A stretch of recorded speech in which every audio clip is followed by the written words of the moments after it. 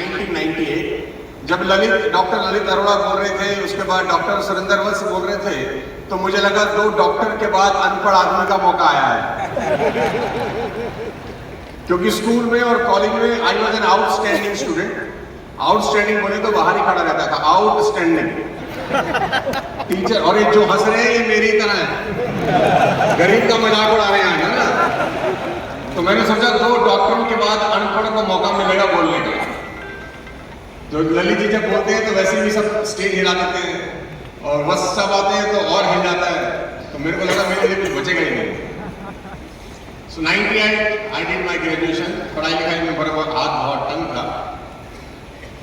जब मैं डिग्री लेके घर पहुंचा तो मुझे याद है मुझे अच्छे से, ललित भाई मेरे पिताजी को डिग्री हैंडओवर किया कि फाइनली पापा मैं पास हो गया, अब आपको डिग्री गिफ्ट कर रहे हैं, आप भी हमको कुछ रिटर्न गिफ्ट करिए। ही smiled, he went to the room, came back after 10 minutes। वो अंदर कमरे में चले गए और 10 मिनट के बाद वापस आए और मेरे हाथ में कुछ कागज पकड़ा दिया।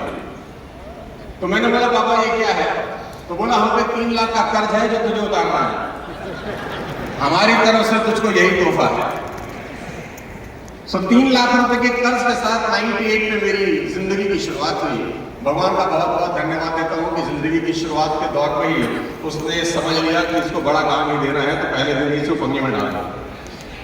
सो वहाँ से अपना यात्रा स्टार्ट हुआ। 2001 में मैं डायरेक्ट सेलिंग में आया। 5 फरवरी 2001 वो दिन था जब मैं पहली बार इस इंडस्ट्री का हिस्सा बना।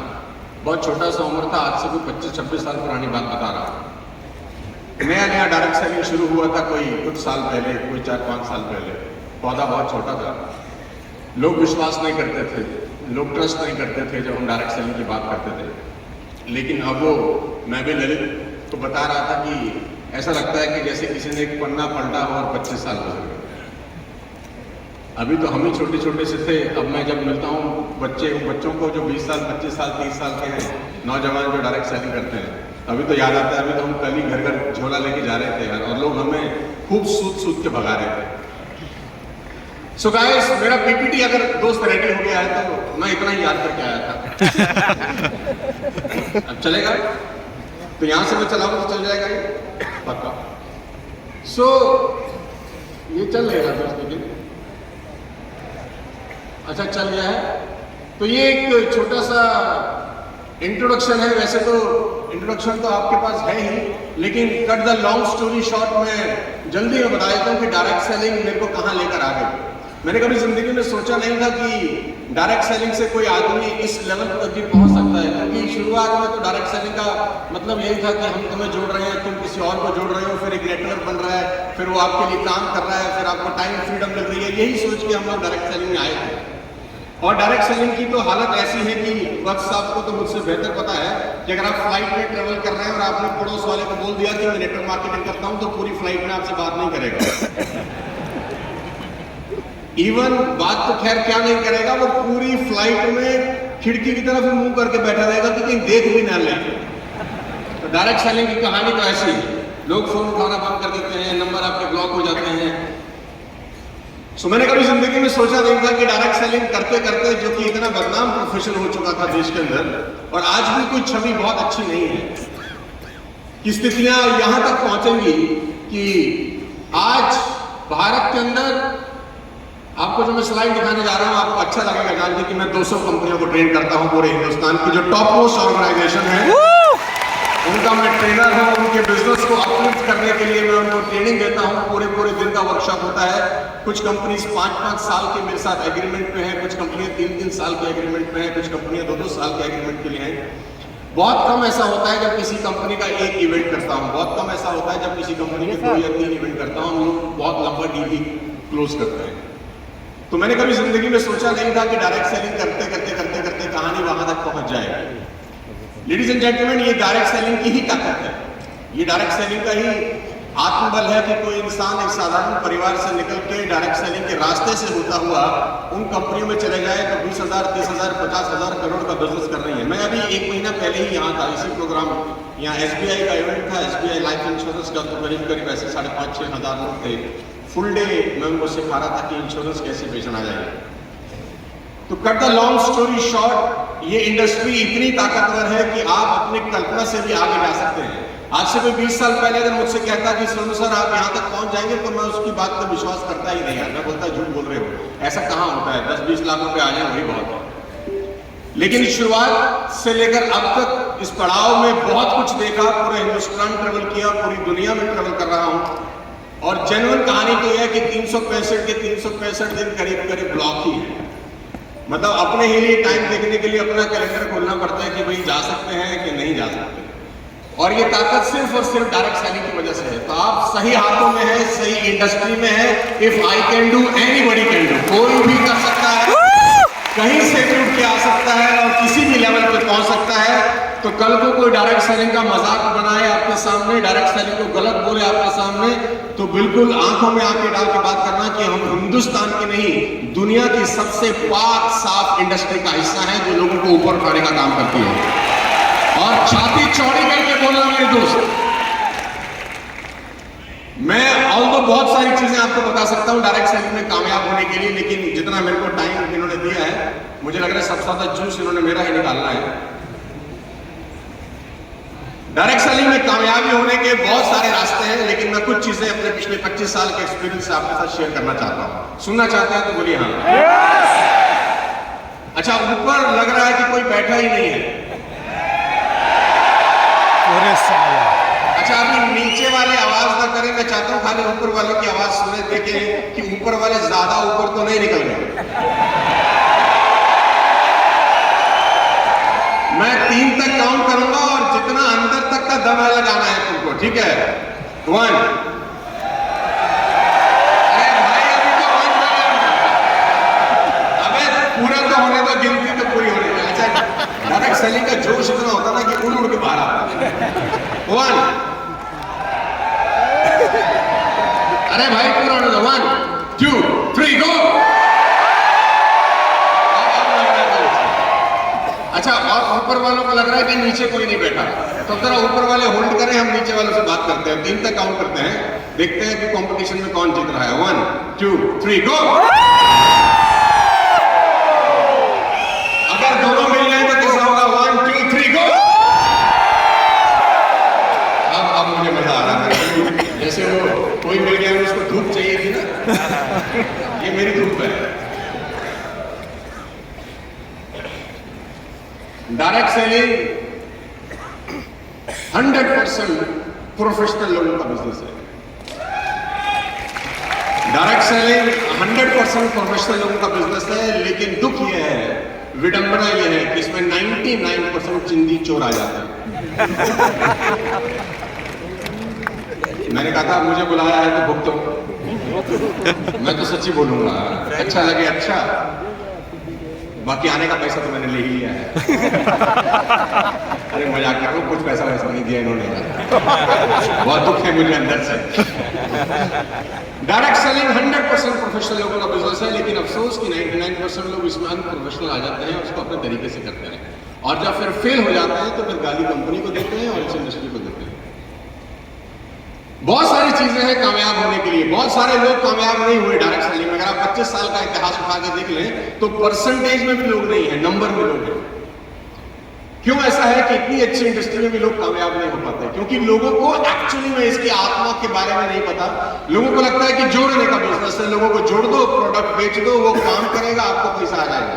आप गलत फहमी में मत रहिएगा। 25 साल के एक्सपीरियंस से आपको मैं 3 चीजें बता के जाता हूं आज, और अगर ये 3 चीजें आपने अपनी लाइफ में इंप्लीमेंट कर ली, मैं गारंटी के साथ कह सकता हूं आने वाले 5-7 साल के अंदर आप यहां से बोल रहे होंगे और शायद हम आपके लिए वहां से ताली बजा रहे हैं। 100% गारंटी के साथ कह सकता हूं। सबसे पहला आपको सीखना होगा डायरेक्ट सेलिंग में आगे बढ़ने के लिए लोगों के साथ कनेक्ट बनाना। ये गुण, ये क्वालिटी आपको डेवलप करनी पड़ेगी। मैं एग्जांपल से पूछता हूं, जल्दी समझ में आएगा। पूरे देश में आपको कोई लड़का, कोई लड़की ऐसा कभी नहीं मिलेंगे जो अपनी मां से नफरत करते होंगे, हाँ या ना?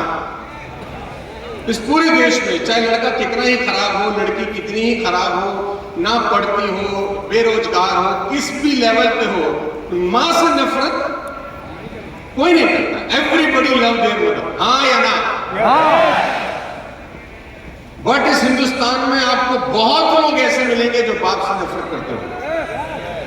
You will find people who hate their father. हाँ या ना? विडंबना यह है कि दोनों ने ही पैदा किया है, मां और बाप का बराबर कंट्रीब्यूशन है किसी बर्थ के लिए। लेकिन मां से नफरत करने वाला आपको पूरे देश में ढूंढे नहीं मिलेगा, पिता से नफरत करने वाले लोग आपको मिल जाएंगे। और नफरत करने वाले लोगों की इंतहा यह है कि कुछ बच्चों को तो ऐसा लगता है कि आदमी हमारे घर में कर क्या रहा है। मेरी मां अकेली बहुत थी मुझे पालने के लिए, ये एक्स्ट्रा है, इससे तो ना ही होता तो ठीक था। मैं पिताओं का अपमान नहीं कर रहा, मैं खुद 2 बेटियों का बाप हूं, मैं कुछ समझाने की कोशिश कर रहा हूं, लेके जाता हूं उस पॉइंट पे। तो कभी गौर करिए और सोचिए कि ऐसा क्यों होता है कि पिता से नफरत करने वाले लोग मिल जाते हैं, मां से नफरत करने वाला कोई नहीं मिलता। उसका सीधा सा जवाब देता हूं, लंबी कहानी को छोटा बनाकर। मां बच्चों के साथ हमेशा कनेक्ट बना करती है और बाप बच्चों को हमेशा करेक्ट करता रहता है, बस इतना ही फर्क है। Mother connect, father correct. इतना सिंपल सा डिफरेंस अगर किसी को समझ में आ जाए तो वो डायरेक्ट सेलिंग में मीलों आगे निकल सकता है अपने हमसफर से जो उसके साथ काम कर रहे हैं। डायरेक्ट सेलर की सबसे बड़ी प्रॉब्लम यह है कि वो पिता की तरह डांटता ज्यादा है, मां की तरह मोहब्बत कम करता है। जैसे आप अपलाइन बनते हैं, 10, 20, 50 लोगों का नेटवर्क बनना शुरू होता है, आप देखिए आप में मां के गुण खत्म हो जाते हैं, बाप के गुण आना शुरू हो जाते हैं। ऑल दो बाप गलत नहीं है, बाप ठीक ही होता है। वो अपने घर में अगर बच्चे को डांट रहा है तो गलत नहीं कर रहा, लेकिन तरीका जो वो अपनाता है वो तरीका गलत है। घर आते ही चिल्लाना शुरू करता है, तुझे ये नहीं पता, दुनिया बहुत खराब है, बाहर निकलेगा तो तुझे पता चलेगा, तेरे बाप ने कितनी मेहनत से पैसा कमाया है, तुझे क्या पता, तू तो घर बैठा रहता है, बाहर निकल दुनिया के। ऐसे ऐसे डायलॉग मारता है कि उसका बच्चा उससे कभी कनेक्ट ही नहीं हो पाता। ऑन द अदर हैंड मां को देखिए तो मां इस तरीके से परवरिश करती है कि उसको मिलने वाली डांट भी अपने ऊपर झेल लेती है। बाप डांटेगा, अब उसको पता होता है मां को, तो मां बच्चे को अपने आंचल में छुपा लेती है कि मेरा पति इसको डांट ना दे। उसके अच्छे बुरे कर्मों पे भी पर्दा डालती है ताकि किसी भी तरीके से मेरा पति या कोई भी आजू बाजू वाला व्यक्ति मेरे बच्चे को हाथ। तो मां का जो प्यार अपने बच्चे के लिए है ना, वो बच्चे के साथ उसको ऐसा कनेक्शन बना देता है कि वो मां के लिए मरने मिटने के लिए तैयार हो जाता है, लेकिन कभी मुंह से मां के लिए गलत नहीं बोलता। ऑन द अदर हैंड पिता के साथ वो कनेक्शन होता ही नहीं। बहुत सारे बच्चों का पिता कनेक्शन नहीं बनाता, सिर्फ करेक्ट करता है, तू ठीक नहीं है, ये नहीं है, वो नहीं है, डायलॉगबाजी मारता है। बाप गलत नहीं है, उसका तरीका। तो समझने की चीज ये है, एज अ अपलाइन आपको कनेक्शन बनाना सीखना होगा अपनी टीम के साथ। अगर आप कनेक्शन नहीं बना सके ना, आप कितने भी गुणवान क्यों ना हो, 10, 15, 20 साल क्यों ना आपने गुजार दिए हो, आपका बिजनेस में ग्रोथ नहीं होगा, क्योंकि लोग आते जाएंगे छोड़ते जाएंगे, आते जाएंगे छोड़ते जाएंगे। नया आएगा पुराना चला जाएगा, नया आएगा पुराना चला जाएगा। मैं बहुत लोगों को जानता हूं जिनको 10-10 साल हो गए नेटवर्क मार्केटिंग करते हुए, पे आउट सारा वही का वही है। इवन 2 साल जब था तब पे आउट ज्यादा था, 10 साल के बाद कम हो गया। जब नया नया उस कंपनी में आया था तो पहले साल का चेक ज्यादा था, 10 साल के बाद उसी कंपनी में चेक गिर गया। एक ही कारण है कि लोगों को अपने टीम के साथ कनेक्शन बनाना। और पिता की एक और तकलीफ है कि वो बार बार कहता है, तुझे 1000 बार समझा चुका हूं तो समझता नहीं। ये डायलॉग सुना? तुझे 1000 बार समझा चुका हूं तो समझता नहीं। और फिर गलती से एक और बात बोलता है, देख एक बार और समझा रहा। तो बच्चा बोलता है, अरे गधे, 1000 बार में अगर मैं नहीं समझ रहा तो एटलीस्ट तू समझा कि ऐसे नहीं समझाता, कि तू समझ जा कि ऐसे ये सिस्टम काम नहीं करता।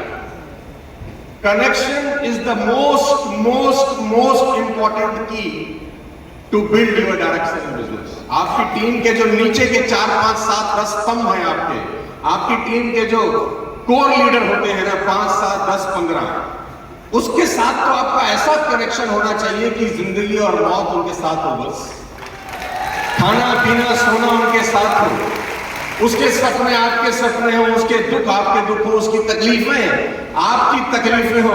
अगर आपकी टीम के ऊपर के 8-10 लोगों के साथ आपका कनेक्शन सॉलिड है, दुनिया की कोई ताकत आपको पैसा कमाने से नहीं रोक सकती। कागज पे लिख के दे सकता हूं आपको। और अगर आपकी बॉन्डिंग ऊपर के 8-10 लोगों के साथ अच्छी नहीं है, आपकी टीम में कितने ही खुराफाती लोग आ जाए, काम होता नहीं। क्योंकि देखा देखी ही बिजनेस होता है डायरेक्ट सेलिंग का। जो टीम देखती है वैसा करती है। जब नीचे की टीम देखती है ना कि ऊपर के 6 लोगों का बॉन्ड बहुत अच्छा है, तो नीचे वाले लोग उसको डुप्लीकेट करना शुरू करते हैं कि देखो हमको भी वैसे बॉन्डिंग बनाना है। उनके नीचे वाले लोग भी वैसे डुप्लीकेट करते हैं कि अपने को भी वैसे बॉन्डिंग बनाना है।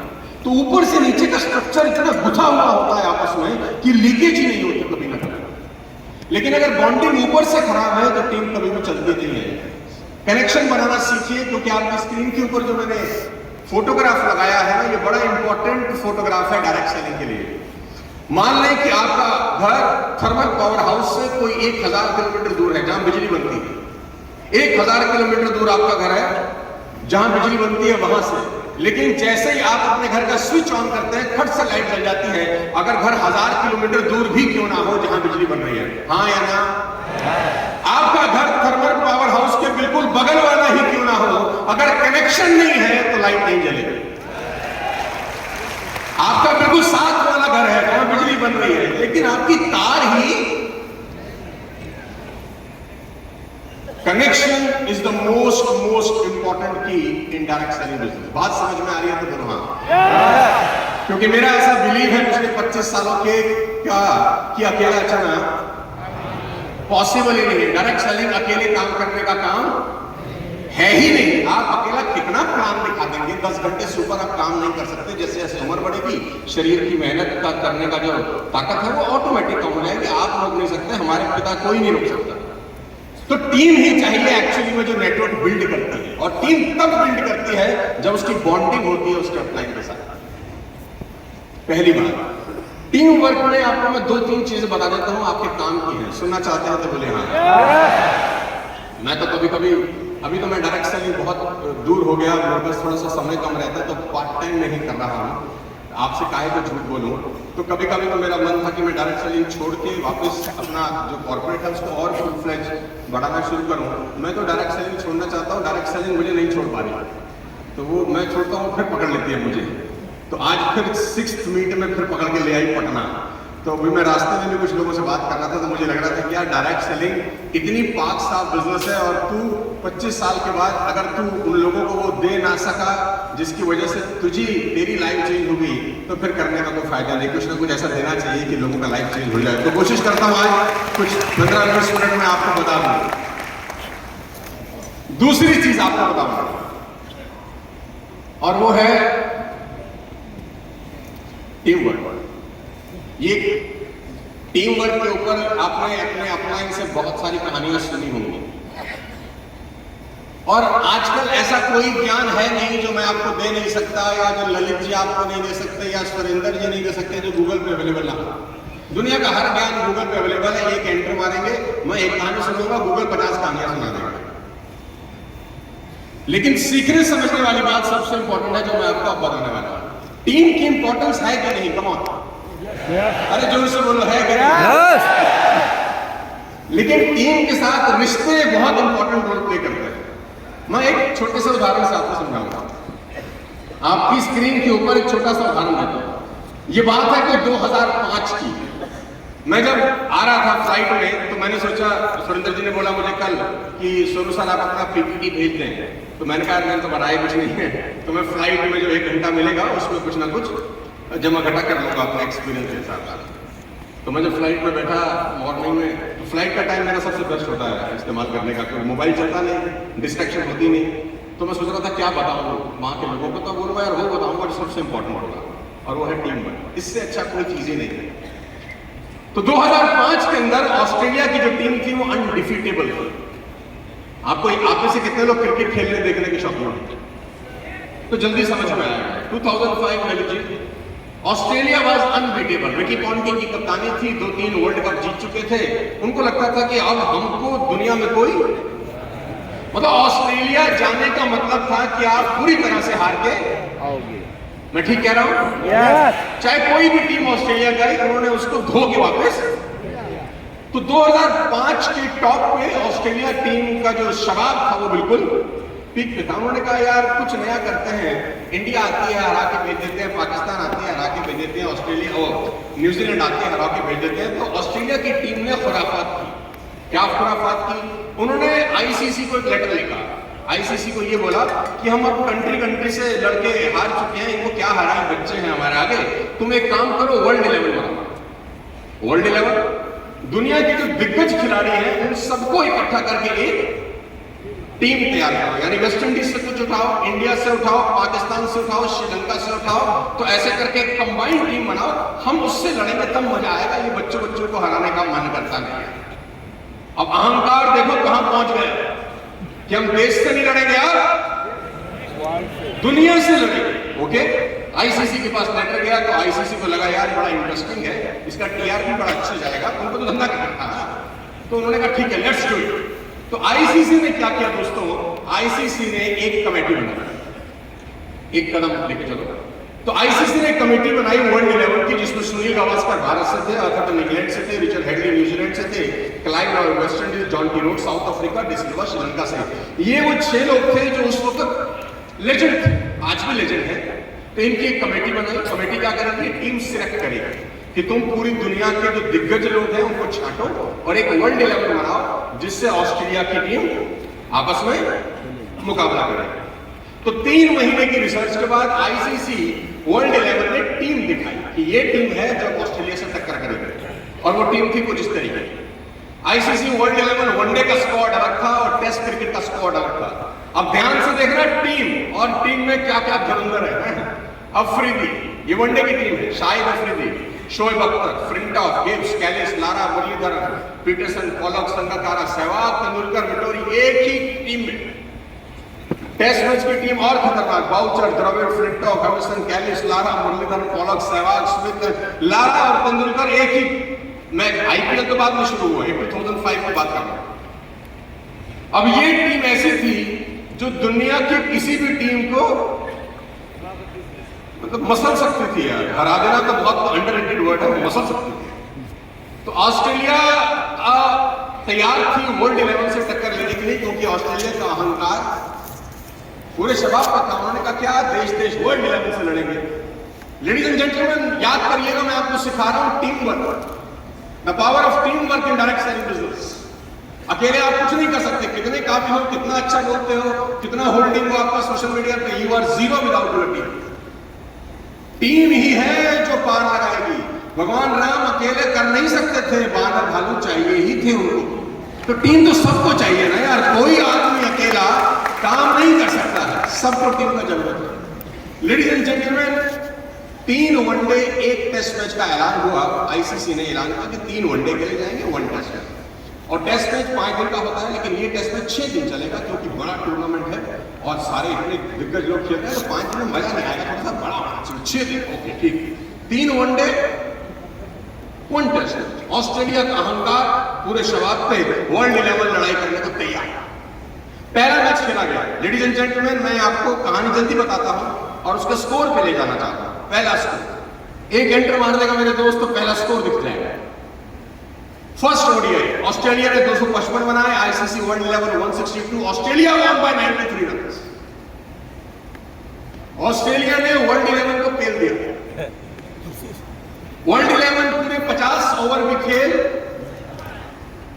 वो वर्ल्ड 11 जिसमें दुनिया की दिग्गज तोपें दहाड़ रही थी, वो वर्ल्ड 11 जिसके नाम से दुनिया कांप जाती थी, ऑस्ट्रेलिया जैसी एक कंट्री ने उसको पूरी तरह से हरा दिया।